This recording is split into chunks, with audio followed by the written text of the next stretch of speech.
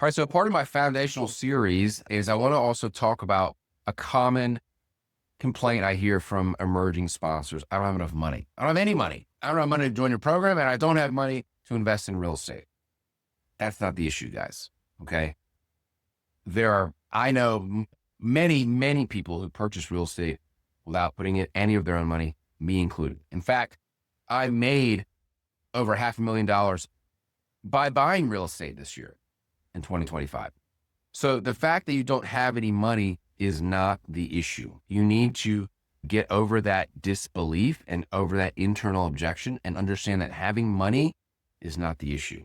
If you don't have actual capital to invest, there are ways to get around that objection. All right. And number one, is through strategic partnerships.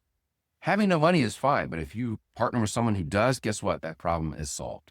And we're talking about buying real estate here. Number two, guess what? You get investors. This is the concept of using other people's money. How do you get investors? Now, that's a whole nother lesson on how we actually attract investors to our deals. You need to set up a company, a holding company. You need to have an online presence. You need to have some social media content. You need to be able to position yourself as an expert in a certain field. Well, in this instance, real estate, multifamily real estate investing, so that when people look you up, guess what? They're going to say, this guy knows what he's talking about. Okay. And that you need to do that for quite a while and do what's called a nurturing sequence of investors. When you start gathering data of investor contact information, you can then start nurturing those leads that will eventually become investors in your deals. Now, don't put the cart before the horse. Okay. So don't just go out there and start trying to get investors to invest with you when you have no idea what you're doing. You need to take a good 1 to 3 months really learning multifamily investing, learning the lingo, learning the investment metrics, learning what's a good deal and what's not a good deal. But at the same time, you're building your company, right? You're building your holding company.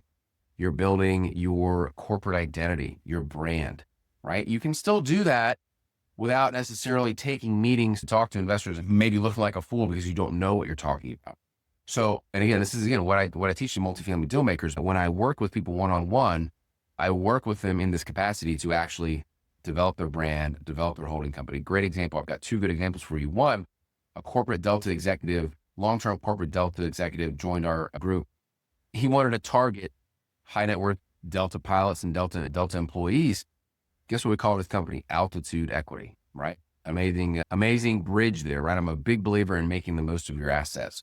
Number 2, construction worker, mine, we focus his efforts on raising capital from construction workers, right? Because there are a lot of cash rich people in the construction industry that need to know where to deploy their capital, right? These are the kinds of things you need to be thinking about when you're developing your holding company. So not having money is not an issue. It's not an issue at all. You can buy real estate without any money. You can join a program without any money if you find the right strategic partners to work with. If you have any more questions on this particular issue, make sure you get in touch.